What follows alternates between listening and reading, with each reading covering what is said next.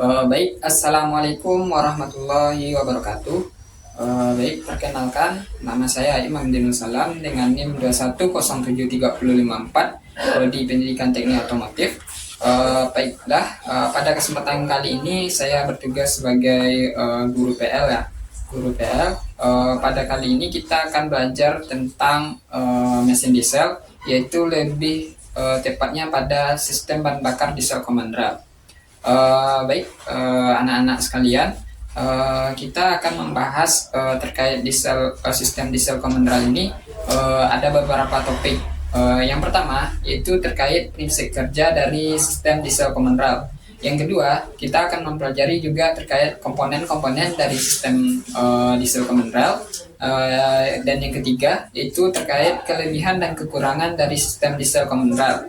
Dan yang keempat yaitu terkait langkah atau perawatan yang harus kita lakukan pada sistem diesel common rail ini. Dan yang terakhir yaitu terkait dampak negatif yang akan terjadi kalau kita tidak melakukan perawatan atau langkah perbaikan pada sistem diesel common rail yang rusak. Apa yang akan terjadi gitu. Jadi langsung saja kita masuk ke materinya.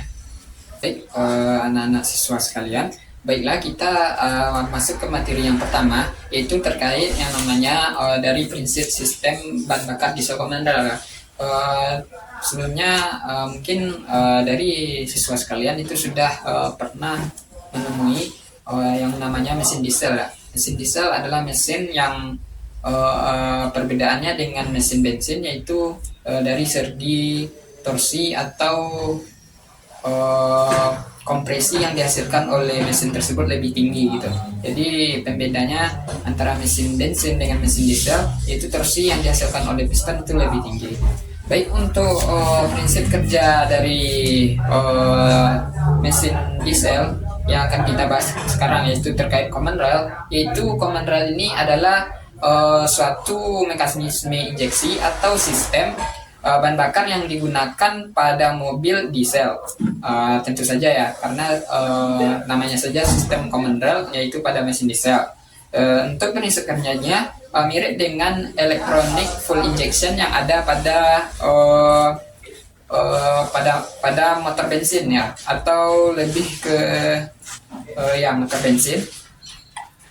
Dan fungsinya juga sama, yaitu menginjeksikan bahan bakar diesel secara otomatis pada mesin. Yaitu mula-mula bahan bakar yang disimpan dalam full tank akan dihisap oleh pompa atau high pressure pump. Setelah melalui high pressure pump, tekanan bahan bakar naik hingga mencapai high pressure. Jadi akumulator atau pipa rel lah yang berfungsi sebagai penyalur dari tekanan bahan bakar tadi.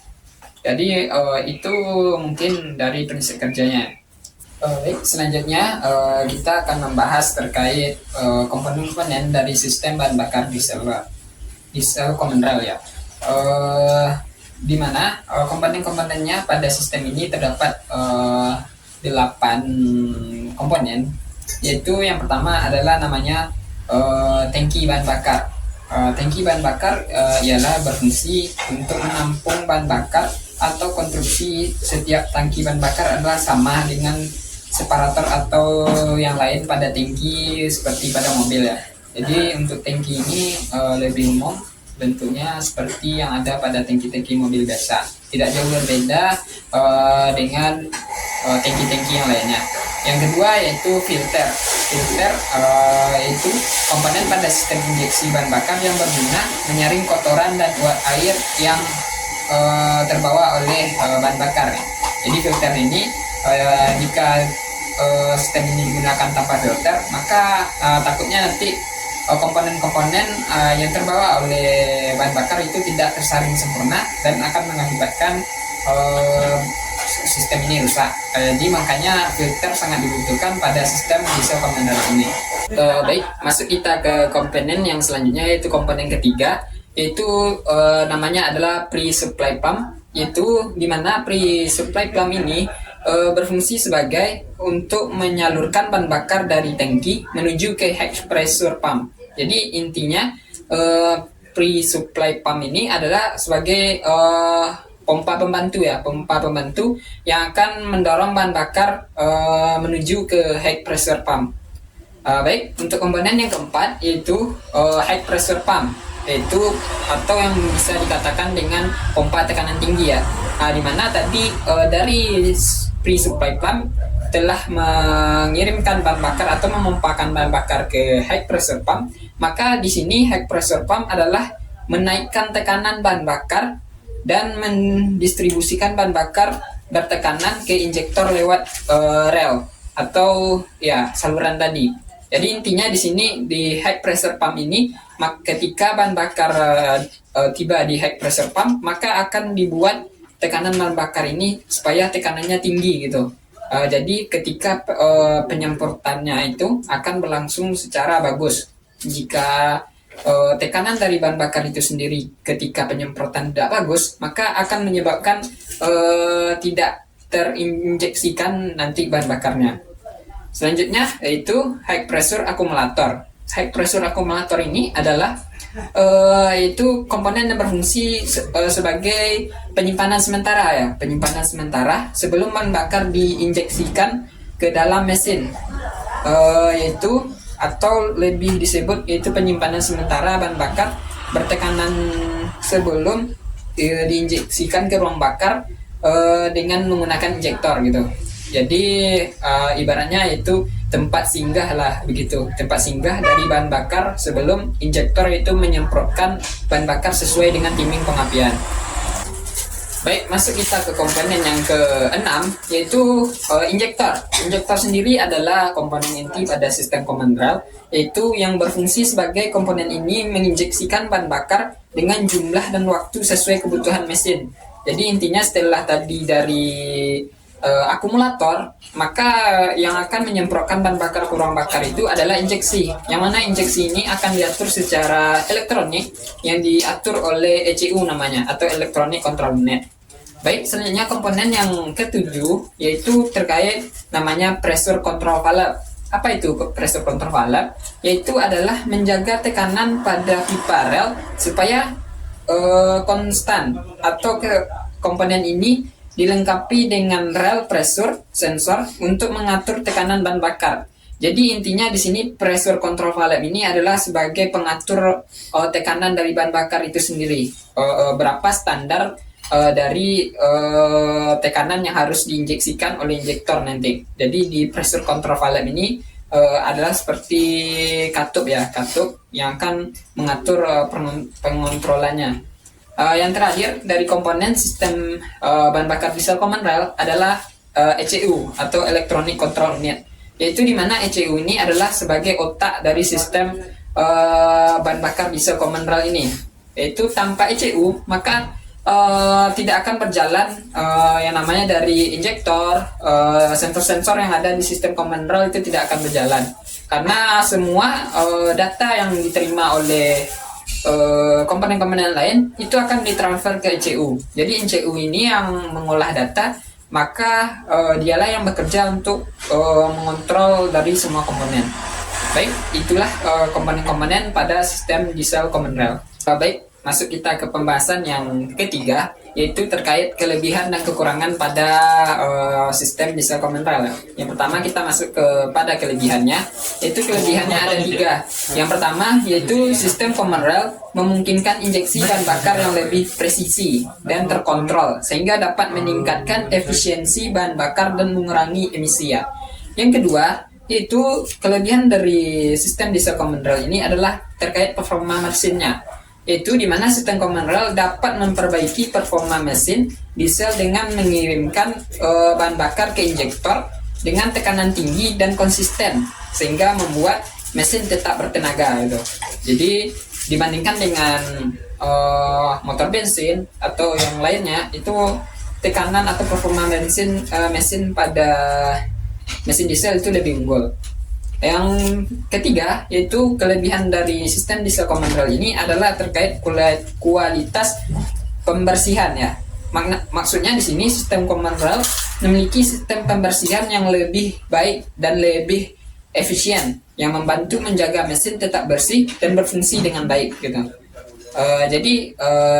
Mungkin lebih ada banyak lagi itu kelebihan dari sistem diesel common rail. Namun yang saya bahas di sini hanya ada 3. Dan mari kita lanjutkan kepada kekurangannya. Baik, selanjutnya itu kekurangan dari sistem diesel common rail. Di sini juga saya membahas ada 3 kekurangan. Yang pertama yaitu harga ya. Untuk harga dari sistem common rail biasanya lebih mahal dibandingkan dengan sistem injeksi bahan bakar tradisional karena membutuhkan teknologi yang lebih canggih dan komponen yang lebih mahal gitu. Jadi kalau dibandingkan dengan mobil-mobil yang lain, itu untuk harga dari mobil yang menggunakan sistem common rail itu lebih mahal, dan biasanya itu digunakan pada mobil-mobil yang dengan harga yang fantastis atau lumayan mahal gitu, seperti Terios dan lain sebagainya. Yang kedua yaitu kekurangannya itu kompleksitasnya. Jadi untuk sistem common rail ini lebih kompleks dibandingkan dengan sistem injeksi bahan bakar tradisional, sehingga lebih sulit untuk melakukan perbaikan atau perawatannya ya. Jadi ketika sistem diesel common rail ini bermasalah, maka itu perbaikannya itu tidak bisa dilakukan secara cepat gitu. Karena dari desain atau yang ada di sistem ini itu lebih kompleks komponen-komponennya. Jadi perlu memerlukan waktu yang lebih banyak, dan dari segi biayanya juga akan lebih mahal dibandingkan dengan motor bensin atau lain sebagainya.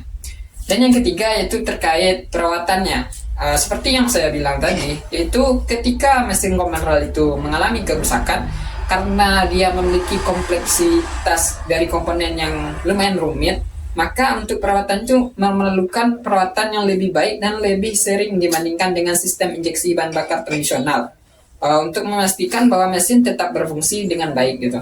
Jadi untuk perawatannya itu lebih harus kita perhatikan.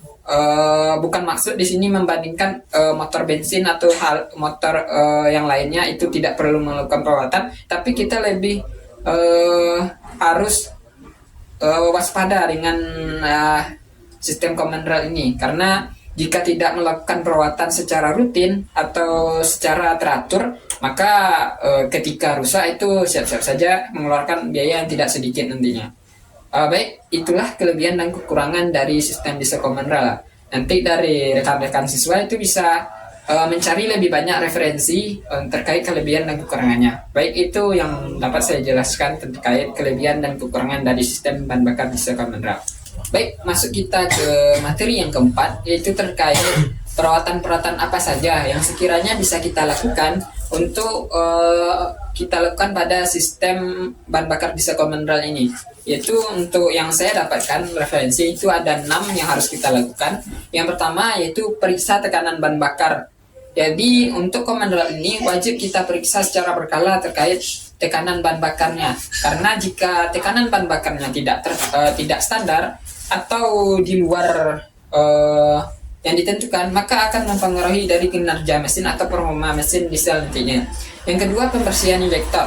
Nah, injektor di sini juga sangat berfungsi menjadi alat vital pada sistem common rail, karena dia yang akan menyemprotkan bahan bakar. Jadi ketika injektor ini mengalami kerusakan, maka akan menyebabkan penyemprotan bahan bakar tidak terjadi sempurna atau nanti boros atau tidak tercapai. Jika hal itu terjadi, maka tentu saja akan mempengaruhi dari kinerja dari mesin sistem common rail ini.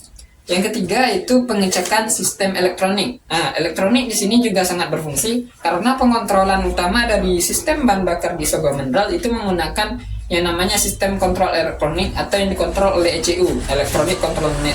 Jika kita tidak memeriksa dari sistem elektroniknya, mungkin saja nanti akan terjadi konsleting atau hal lain yang dapat membuat kita mengalami kerugian yang cukup besar ya. Selanjutnya yaitu yang keempat, yaitu pengantian filter bahan bakar.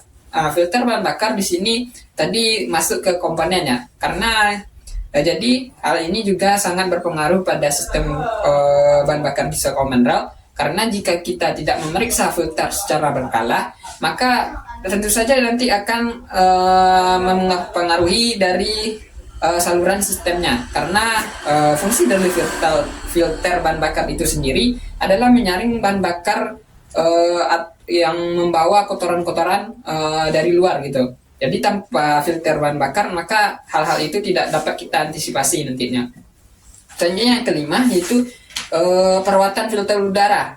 Nah, baik di sini kenapa kita harus penting melakukan perawatan pada filter udara? Karena tanpa filter udara maka campuran bahan bakar atau udara tidak akan terjadi atau tercampur maksimal oleh pengontrolan elektronik. Jika filter udara kotor atau rusak, itu wajib harus kita lakukan pembersihan atau penggantiannya, karena hal ini juga memicu terkait keborosan atau ketidakmampuan mesin nanti dalam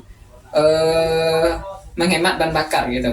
Karena yang setahu secara kita lihat itu ketika filter udara kotor itu akan membuat mesin tidak normal dan bahan bakar itu lebih boros, karena yang akan lebih banyak dihisap oleh mesin itu malah akan bahan bakar, karena filter udara yang kotor itu udara tidak bersuplai secara bagus. Dan yang terakhir itu periksa selang atau fitting dari sistem command rail.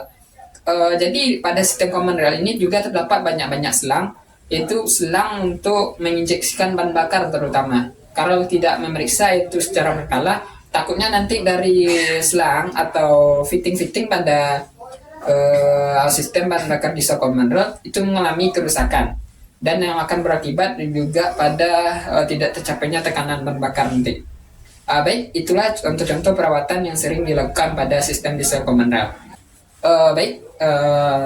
Siswa sekalian, kita masuk ke materi yang terakhir, yaitu materi yang kelima, yaitu terkait dampak negatif yang akan terjadi kalau kita tidak melakukan perawatan yang disebutkan tadi.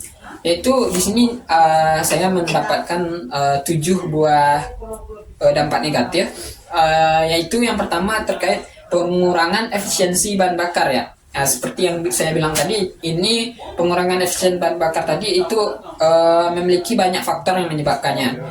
Sistem command rail yang kotor atau rusak dapat mengakibatkan pembakaran bahan bakar yang tidak efisien sehingga mengurangi efisiensi bahan bakar. Maksud efisiensi bahan bakar ini bisa jadi itu terlalu bahan bakar yang dipakai pada bahan bakar sistem ini terlalu boros atau terlalu miskin nantinya, karena beberapa hal tadi yang disebutkan.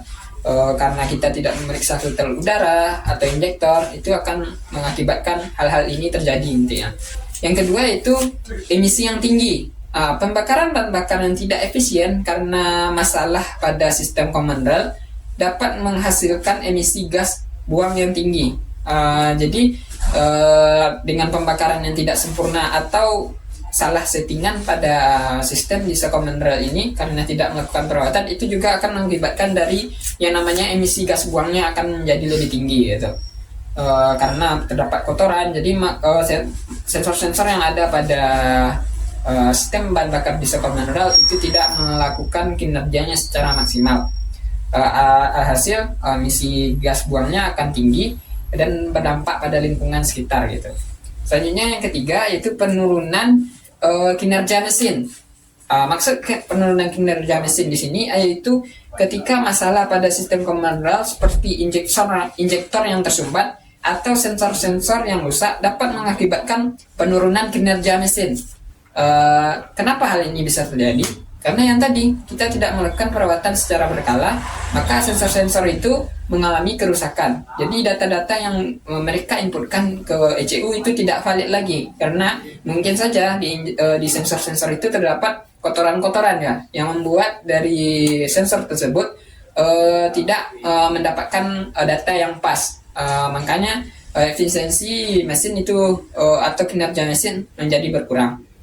Terakhir, yang selanjutnya itu komponen rusak. Hal ini tentu saja sudah pasti. Kalau kita tidak melakukan perawatan, itu tentu saja akan membuat komponen-komponen yang ada pada sistem command rail itu mengalami kerusakannya. Yang berakibat nanti kita juga yang akan rugi, itu mengeluarkan biaya berlebih untuk mengganti komponen ini. Mungkin bisa saja ditanggulangi dengan beberapa hal, namun ada saja yang nanti yang tidak bisa kita lakukan atau harus melakukan penggantian nantinya. Baik, lanjut kita ke dampak negatif yang kelima, yaitu terkait kerusakan sistem common rail ya. Eh, atau dampak negatif yang selanjutnya itu kerusakan sistem common rail karena ketidakperawatan yang berkepanjangan dapat mengakibatkan kerusakan terus pada komponen. Jadi dengan perawatan yang tidak kita lakukan itu dapat merusak semua sistem pada sistem common rail, baik itu ECU-nya, sensor, maupun injektor dan lain hal sebagainya. Selanjutnya itu kebocoran bahan bakar. Nah, di sini kebocoran bahan bakar ini biasanya disebabkan oleh pemeriksaan atau perawatan yang tidak kita lakukan pada saluran bahan bakar atau selang tadi atau fitting tadi. Kalau kita tidak melakukan secara maksimal atau secara teratur, itu mungkin saja nanti kebocoran atau selang tersebut bocor sehingga bahan bakar ini akan mengalami kebocoran dan menghasilkan dan mengakibatkan dari sistem bahan bakar diesel common rail itu tidak melakukan menghasilkan kinerja yang maksimal. Dan yang terakhir itu kerusakan dari baterai ya. Kenapa di sini saya memasukkan kerusakan dari baterai? Karena masalah pada sistem common rail dapat menyebabkan kerusakan baterai jika tidak segera diatasi. Maksudnya di sini kalau misalkan yaitu baterainya tidak memiliki arus atau yang kuat atau sudah harus dicas, kalau kita tidak melakukan perawatan dengan mengecasnya maka tentu saja dari arus dari baterai itu akan terus berkurang dan bisa saja nanti dari komponen yang lain tidak mendapat suplai arus listrik yang maksimal. Jadi berakibatkan baterai rusak dan sistem komponen pada sistem bahan bakar diesel common rail itu tentu saja akan rusak. Baik, itulah pemaparan materi dari saya terkait sistem bahan bakar diesel rail, sistem bahan bakar diesel common rail pada mesin diesel. Mungkin masih banyak yang kurang atau kesalahan kata dari saya. Saya mohon maaf karena masih belajar. Baik, saya tutup dengan ucapan alhamdulillahirabbil alamin. Wassalamualaikum warahmatullahi wabarakatuh.